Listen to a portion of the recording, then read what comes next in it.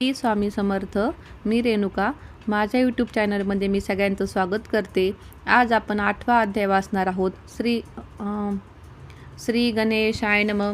जय जयाजी सुखधामा, जय जयाजी परब्रह्मा, जय जय भक्तजन विश्रामा, अनंत वेशा अनंता, राजे निजाम सरकार, त्यांचे दप्तरदार, राजे राय बहादर, शंकरराव नामक, 6 लक्षाची जहागीर त्याप्रती, सकल सुखे अनुकूल असते, विपुल संपत्ती संतती, काही कमती असेना, परिपूर्व कर्मघात, तया लागला ब्रह्मसंबंध, उपाय केले नानाविध, परिबाधा न सोडी, संबंध बाधा म्हणून तेन न पडे रात्रंदिन, गेले शरीर सुकून, गोड न लागे अन्नपाणी, नावडे भोगविलास, सुखोपभोग कैसा त्यास, निद्रा नयेचे रात्रंदिवस, चिंता नले पोळले, केली कित्येक अनुष्ठाने, तैसीचे ब्राह्मण संतर्पणे, बहुसाळ दिधली दाने, आरोग्य व्हावे म्हणून, विटले संसार सौख्यासी, त्रासले या भवयात्रेसी, कृष्णवर्ण आला शरीरासी, रात्रंदिन चेनसे, कोणा लागी जावे शरण, मजवरी कृपा करील कोण, सोडविल व्याधीपासून कोण, ऐसा कोण समर्थ, मग केला एक विचार, प्रसिद्ध क्षेत्र श्री गाणगापूर, तेथे जाऊन अहोरात्र दत्त सेवा करावी,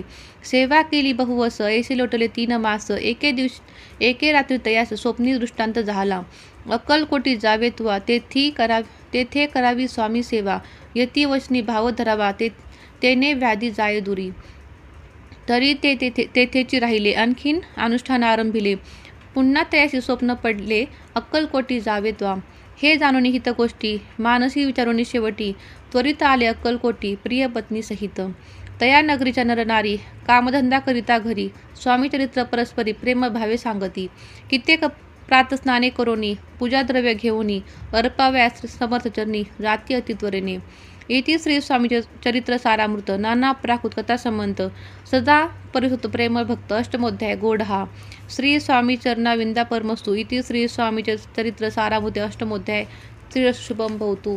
आपला आजचा 8वा अध्याय झालेला आहे. तुम्हाला जर माझा हा प्रयत्न नक्की आवडत असेल तर माझ्या चॅनलला नक्की सबस्क्राईब करा. थँक्यू.